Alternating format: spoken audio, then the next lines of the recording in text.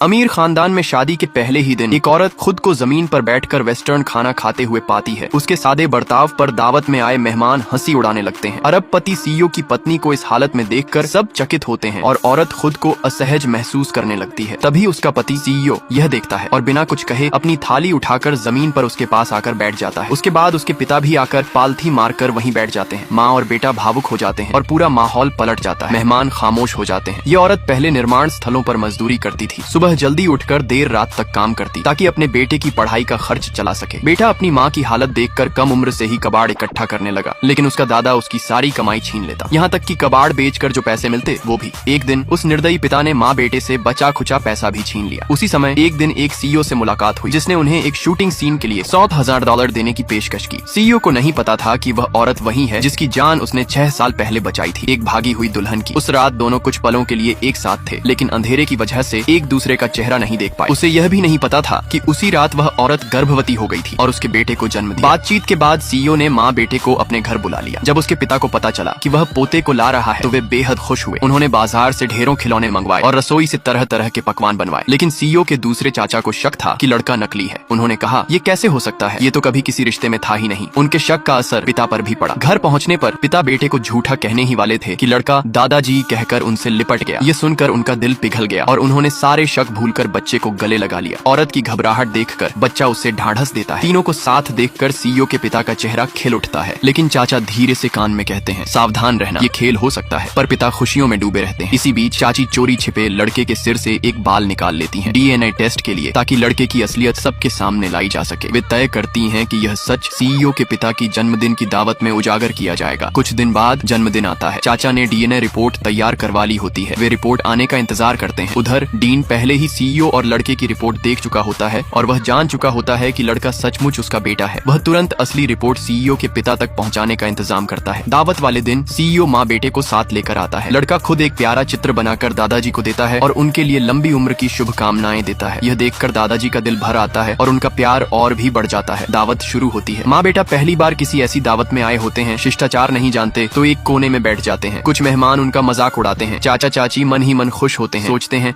अब ये खुद ही बेइज्जत हो जाएंगे। लेकिन सबको तब हैरानी होती है जब सीईओ और उसके पिता खुद जाकर उनके पास बैठते हैं और उनकी मदद करते हैं। अब चाचा चाची का सब्र टूट जाता है। तूने हम सबको धोखा दिया। बच्चा डरकर माँ से लिपट जाता है। ये देखकर दादाजी चाचा को डांटते हैं, बच्चे को मत डराओ। लेकिन चाचा कहते हैं, हम डीएनए टेस्ट करा चुके हैं, रिपोर्ट आती ही होगी। उसी समय रिपोर्ट आ जाती है। चाचा लपक कर रिपोर्ट उठाते हैं और दादाजी को थमाते हैं। सबकी नजरें उनके चेहरे पर टिक जाती हैं। जैसे ही दादाजी रिपोर्ट खोलते हैं, उनकी आंखें हैरानी से फैल जाती हैं।